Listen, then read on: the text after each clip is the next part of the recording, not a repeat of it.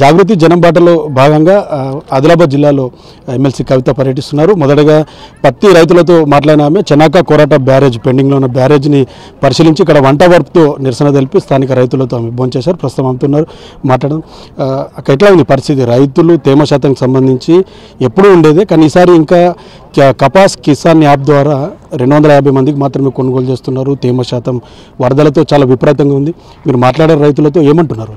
అంటే ఒక్కటి కాదు రెండు కాదండి, ఈ సంవత్సరం అయితే ప్రత్యేకించి తెలంగాణ రైతాంగం మీద మాత్రం ఒకటి తర్వాత ఒకటి బీభత్సమైనటువంటి దాడి జరుగుతూ ఉంది.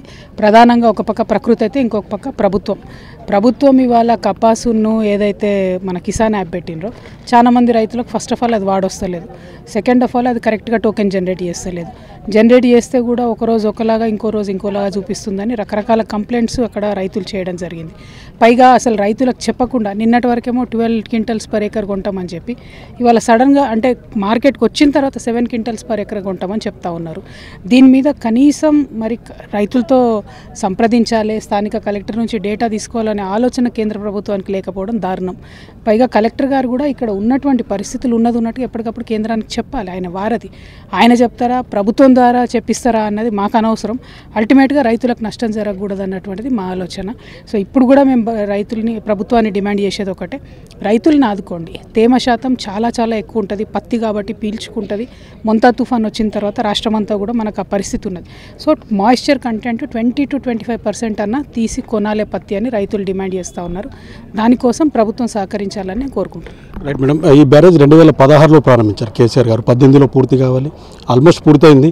సో ఇంకా దీనికి నిధుల కేటాయింపు లేక దాదాపు 50,000 ఎకరాల రైతులు ఇంకా ఎదురు చూస్తున్నారు. దీనివల్ల ఫ్లడ్స్ వచ్చి రివర్స్గా పంటలు నష్టపోతున్న పరిస్థితి ఉంది. సో ప్రభుత్వం దీనిపైన గతంలో బడ్జెట్లో నిధులు కేటాయించినప్పటికి కూడా ఇంకా తట్టని మట్టిది అని పరిస్థితి ఉంది. ఎట్లా చూస్తారు ఇది? అంటే ఇదొకటి చాలా నిర్లక్ష్యపూరితమైనటువంటి వైఖరి అండి కాంగ్రెస్ ప్రభుత్వంలో.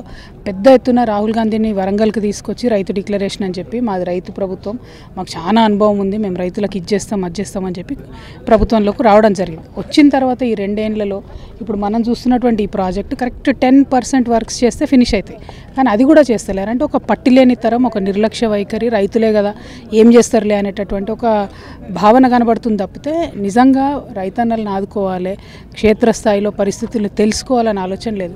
ఎందుకు ఈ మాట చెప్తున్నామంటే ఇక్కడ ఉన్న కాంగ్రెస్ నాయకులు ఒక్కరు కూడా ఈ బ్యారేజ్ చూడడానికి రాలేదు, ఇక్కడ ఉన్న బీజేపీ నాయకులు ఒక్కరు కూడా ఈ బ్యారేజ్ చూడడానికి రాలేదు. ఇది చాలా దారుణం, ఇది కరెక్ట్ కాదు. రైతుల్ని ఆదుకొని రైతుల్ని సరిగా చూసుకోకపోతే రాష్ట్రం అంతా కూడా ఒక అస్తవ్యస్తమైన పరిస్థితి ఉంటుంది, ఒక అనిశ్చితి ఉంటుంది, అశాంతి ఉంటుంది. దానికి అల్టిమేట్గా ప్రజలు, ప్రభుత్వం అందరూ సఫర్ కావాల్సి వస్తుంది. సో ప్రభుత్వాలు ఇప్పటికన్నా జనం బాట పట్టాలి, ఇప్పటికన్నా ఊర్ల బాట పట్టాలి, ఊర్లకు పోయి సమస్యలు తెలుసుకోవాలి. అందులో ప్రధానంగా రైతాంగం గురించి ఆలోచన చేయాలి. రైట్, ఇలా చాలా విషాదకరమైన ఘటన. బస్సుకు సంబంధించి 19 మంది చనిపోయారు, మహిళలు ఎక్కువ ఉన్నారు. ఉచిత బస్సు ప్రయాణం అనేది ఆసరా తీసుకొని 72 మంది ప్రయాణికులు అందులో ఉన్నారని చెప్తున్నారు. ప్రమాదం ఎలా జరిగినప్పటికీ కూడా చాలామంది చనిపోయారు. ఎట్లా చూస్తారు? తరచూ రోడ్డు ప్రమాదాలు జరుగుతున్నాయి, పెద్ద మొత్తంలో ప్రాణాలు పోతున్నాయి. అంటే ఇక్కడ ఒక్కటండి, ఆర్టీసీ డ్రైవర్లు, కండక్టర్లు వాళ్ళ మీద అతి పని ఒత్తిడి అయిపోయింది. ముందు తెలంగాణ రాష్ట్రం రాకముందు దాదాపుగా 45,000 పైచీలకు ఆర్టీసీ కార్మికులు ఉంటే ఇవాళ వాళ్ళని తగ్గించి 32,000కి తీసుకొచ్చారు. అంటే ఒక్కొక్క కార్మికుడు 18 గంటలు పనిచేసే పరిస్థితి ఉన్నది. పైగా 18 గంటలు నిద్ర లేకుండా పనిచేసిన డ్రైవర్ని మళ్ళీ తెల్లారి టైంకి డ్యూటీకి రాకపోతే అంటే రిమూవ్ చేస్తున్న పరిస్థితి. అట్లా ఈ ప్రభుత్వం వచ్చినాక రిమూవ్ చేసినటువంటి వాళ్ళు 1,300 మంది ఉన్నారు, వాళ్ళని వెనక్కి తీసుకుంటలేరు. ఇంకో పక్క ప్రైవేట్ బస్సులు తీసుకొస్తున్నారు, కంప్లీట్గా తీసుకొచ్చి ఆ ప్రైవేట్ బస్సులు ఏం చేస్తారు, దానికి కూడా ఆర్టీసీ డ్రైవర్ నడపడం వల్ల ప్రైవేట్ డ్రైవర్ నడుపుతాడు. అంటే అల్టిమేట్గా ఆర్టీసీని ప్రైవేటీకరణ చేయాలి, లాభం ప్రైవేట్ వాళ్ళకి ఇవ్వాలి అనేటటువంటి కుట్రతో చేయడం వల్ల డ్రైవర్లు బాగా స్ట్రెస్లు ఉన్నారు, కండక్టర్లు బాగా స్ట్రెస్లు ఉన్నారు. యాక్సిడెంట్ అయింది అంటే జరుగుతాయి, మరి ఇట్లాంటి వైఖరి ఉన్నప్పుడు తప్పకుండా జరుగుతుంది. మొన్న కూడా మనం వరుసగా 2-3 యాక్సిడెంట్లు చూసినాం, స్లీపర్ కోచ్లు వగైరా. సో బస్సులలో స్లీపర్ కోచ్లని రద్దు చేయాలని నేను డిమాండ్ చేస్తూ ఉన్నా. ఎందుకంటే ఆ స్లీపర్ కోచ్లు దేశవ్యాప్తంగా 3-4 యాక్సిడెంట్లు అయినాయి. చైనాలో వాటిని ఆల్రెడీ బ్యాన్ చేశారు, కానీ మన దేశంలో మాత్రం ఇంకా నడిపిస్తూ ఉన్నాం. వాటిని రద్దు చేయాలి. ఏదైతే ఆర్టీసీలో ఇవాళ జరిగినటువంటి ప్రమాదానికి ఖచ్చితంగా మంచి కాంపన్సేషన్ ప్రభుత్వం నుంచి ఇచ్చి ఆ మహిళల కుటుంబాలని ఆదుకోవాలని నేను డిమాండ్ చేస్తాను. ఫైనల్గా కవిత గారు, జాగృతి ఏం చెబుతారు? ఎందుకంటే ఇప్పుడే బీఆర్ఎస్ వాళ్ళు చాలామంది జాగృతిలోకి వస్తున్నారు. సో వేరువేరుగానే చూస్తున్న పరిస్థితి ఉంది. సో ఏం చేయబోతున్నారు? ఫ్యూచర్ ఎట్లా ఉండబోతుంది? కొంతమంది రావడానికి మీతో టచ్లో ఉన్నప్పటికీ కూడా జాగృతి భవిష్యత్తు ఏంది, ఏం చేయబోతున్నారు, ఎట్లా ముందుకు వెళ్ళబోతున్నారు, దానిపైన కొంత కన్ఫ్యూజన్ ఉంది. సో ఏమైనా క్లారిటీ ఇవ్వబోతున్నా జాగృతి? అంటే ప్రధానంగా ఒకటండి, జాగృతి జనం బాటలో ఉన్నాం, జనం సమస్యలు తెలుసుకుంటున్నాం. ఎక్కడెక్కడైతే పనులు ఆగిపోయినాయో, ఎక్కడెక్కడైతే ప్రజలు ఇబ్బంది పడుతున్నారో మేము అక్కడికి పోయి ఆ సమస్యల్ని ప్రభుత్వం దృష్టికి తీసుకొస్తాం, ప్రభుత్వం మీద ఒత్తిడి పెంచుతాం, దాన్ని పరిష్కరిస్తాం.